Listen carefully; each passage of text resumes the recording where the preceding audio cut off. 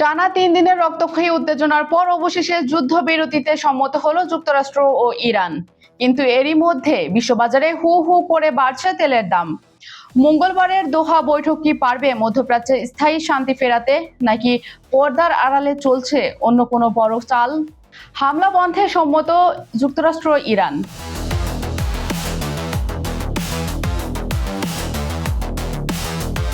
টানা 3 দিনের উত্তেজনার পর একে অপরের ওপর হামলা বন্ধ করতে সম্মত হয়েছে যুক্তরাষ্ট্র ও ইরান। হরমুজ প্রণালী নিয়ে দ্বিপাক্ষিক বিরোধ নিষ্পত্তির জন্য আগামী মঙ্গলবার 30 জুন কাতারের রাজধানী দোহায় দুই দেশের মধ্যে একটি বৈঠক অনুষ্ঠিত হতে যাচ্ছে। সংবাদ মাধ্যম এক্সিওস ও রয়টার্স এই তথ্য নিশ্চিত করেছে। জানা গেছে, কারিগরি পর্যায়ের এই বৈঠকে সব বিষয় নিয়ে বিস্তারিত আলোচনা হবে। আপাতত উভয় পক্ষই সামরিক হামলা থেকে বিরতি থাকার সিদ্ধান্ত নিয়েছে, যার ফলে হরমুজ প্রণালীতে বাণিজ্যিক জাহাজ চলাচল স্বাভাবিক থাকবে। এর আগে গত রোববার ভোরে কুয়েত ও বাহরাইনে অবস্থিত মার্কিন সামরিক ঘাঁটিতে ক্ষেপণাস্ত্র ও ড্রোন হামলা চালায় ইরান। এর কিছুক্ষণ আগেই মার্কিন প্রেসিডেন্ট ডোনাল্ড ট্রাম্প চুক্তি না মানলে ইরানকে কঠোর হুঁশিয়ারি দিয়েছিলেন। এদিকে মধ্যপ্রাচ্যের চলমান উত্তেজনার মধ্যেই লেবাননের দক্ষিণাঞ্চলে ইরান সমর্থিত প্রতিরোধ যোদ্ধাদের ভূগর্ভস্থ স্থাপনায় নতুন করে হামলা চালিয়েছে ইসরায়েল। যুদ্ধবিরতি থাকা সত্ত্বেও চালানো এই হামলার প্রেক্ষিতে ইরানের দাবি, বৃহত্তর আঞ্চলিক সমঝোতা কার্যকর রাখতে হলে লেবাননের সংঘাতও বন্ধ করতে হবে। অপরদিকে হরমুজ প্রণালীতে একটি তেলবাহী জাহাজে হামলার জের ধরে ইরানে পাল্টা হামলা চালানোর কথা নিশ্চিত করেছে মার্কিন সামরিক বাহিনীও। মূলত 28 ফেব্রুয়ারি থেকে শুরু হওয়া সংঘাত বন্ধের লক্ষ্যে উভয় পক্ষ 14 দফার একটি অন্তর্বর্তী শান্তি চুক্তি করেছিল।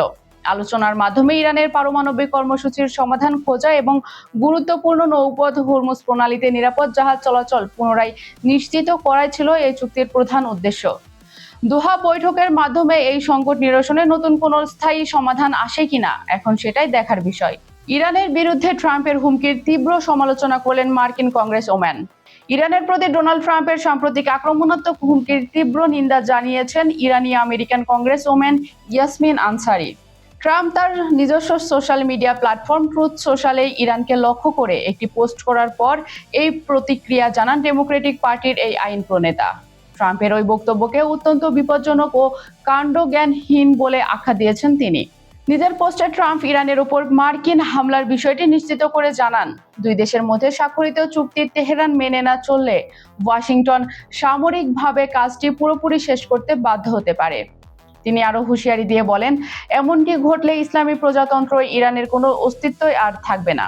ট্রাম্পের এই যুদ্ধংদেহী মনোভাবের জবাবে অ্যারিজোনার আইন প্রণেতা আনসারি সামাজিক যোগাযোগ মাধ্যম এক্সে ক্ষোভ প্রকাশ করে বলেন, ট্রাম্পের এমন বাগাড়ম্বর অত্যন্ত বিপজ্জনক ও উন্মাদের মতো আচরণ। বর্তমান অস্থিতিশীল পরিস্থিতির দিকে ইঙ্গিত করে তিনি যোগ করেন, এই সংঘাতের কারণে হাজার হাজার নিরীহ মানুষের প্রাণ গেছে, পুরো অঞ্চল আজ বিপর্যস্ত এবং আমাদের অর্থনীতি ক্ষতিগ্রস্ত হয়েছে।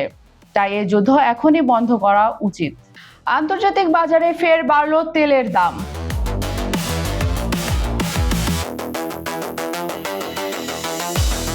যুক্তরাষ্ট্র ও ইরানের মধ্যে পাল্টাপাল্টি হামলার জেরে মধ্যপ্রাচ্যে আবারও তীব্র উত্তেজনা দেখা দিয়েছে। এই পরিস্থিতির কারণে দুই দেশের মধ্যকার অস্থায়ী শান্তি চুক্তির স্থায়িত্ব নিয়ে নতুন করে বৈশ্বিক উদ্বেগ তৈরি হয়েছে। একই সাথে গুরুত্বপূর্ণ হরমুজ প্রণালী দিয়ে জ্বালানি তেল পরিবহন ধীর হয়ে পড়ায় আন্তর্জাতিক বাজারে তেলের দাম ফের বৃদ্ধি পেয়েছে। ব্রিটিশ বার্তা সংস্থা রয়টার্সের তথ্য অনুযায়ী আন্তর্জাতিক মানদণ্ড ব্রেন্ট ক্রুড তেলের দাম ব্যারেল প্রতি 58 সেন্ট বা 0.8% বেড়ে $72.57 দাঁড়িয়েছে। অন্যদিকে যুক্তরাষ্ট্রের ওয়েস্ট টেক্সাস ইন্টারমিডিয়েট WTI অপরিশোধিত তেলের দাম ব্যারেল প্রতি 88 সেন্ট বা 1.3% বেড়ে $70.11 পৌঁছেছে। ডাচ আর্থিক প্রতিষ্ঠান ING'র বিশ্লেষকদের মতে তেলের বাজারে এখনো উল্লেখযোগ্য ঝুঁকি রয়ে গেছে। সরবরাহ স্বাভাবিক হতে যদি বেশি সময় লাগে, তবে তেলের দাম আরো বড় পরিসরে বাড়ার আশঙ্কা রয়েছে। বর্তমান পরিস্থিতিতে বাজার সংশ্লিষ্টদের অতিরিক্ত আত্মতুষ্টিতে তারা কিছুটা স্বাভাবিক বলেও মন্তব্য করেছেন। অবশ্য টানা 3 দিনের উত্তেজনার পর আপাতত একে অপরের ওপর হামলা বন্ধ করতে সম্মত হয়েছে যুক্তরাষ্ট্র ও ইরান। সংবাদ মাধ্যম এক্সিওস জানিয়েছে, হরমুজ প্রণালী সংক্রান্ত বিরোধ নিষ্পত্তির লক্ষ্যে মঙ্গলবার কাতারের রাজধানী দোহায় দুই দেশের মধ্যে একটি কারিগরি পর্যায়ের বৈঠক অনুষ্ঠিত হবে। এই বৈঠক চলাকালীন উভয় পক্ষ হামলা থেকে বিরত থাকবে এবং জাহাজ চলাচল স্বাভাবিক রাখবে। আন্তর্জাতিক রাজনীতির দাবার বোর্ডে যেভাবে দ্রুত চাল পাল্টাচ্ছে, তাতে দোহা বৈঠক মধ্যপ্রাচ্যে কতটা স্থায়ী শান্তি ফেরাতে পারবে তা সত্যিই বড় প্রশ্ন। আপনার কি মনে হয়, ওয়াশিংটন আর তেহরানের এই যুদ্ধবিরতি কি কেবলই কৌশলগত বিরতি, নাকি শান্তির পথে বড় কোনো পদক্ষেপ? অনুষ্ঠানটি আপনারা পৃথিবীর কোন প্রান্ত থেকে দেখছেন, বাংলাদেশ, ভারত, মধ্যপ্রাচ্য কিংবা ইউরোপ, আমেরিকা, তা ঝটপট আমাদের কমেন্ট বক্সে জানিয়ে দিন। আন্তর্জাতিক রাজনীতির এমন সব গরম খবরের তাৎক্ষণিক আপডেট পেতে চ্যানেলটি এখনই সাবস্ক্রাইব করে রাখুন। আর বিজ্ঞাপন ও প্রমোশনের জন্য ডেসক্রিপশনে দেওয়া নাম্বারে যোগাযোগ করতে পারেন। আজ এ পর্যন্তই, দেখা হবে পরের ভিডিওতে নতুন কোনো বিশ্ব পরিস্থিতি নিয়ে। সেই পর্যন্ত সবাই ভালো থাকুন, নিরাপদ থাকুন। আল্লাহ হাফিজ।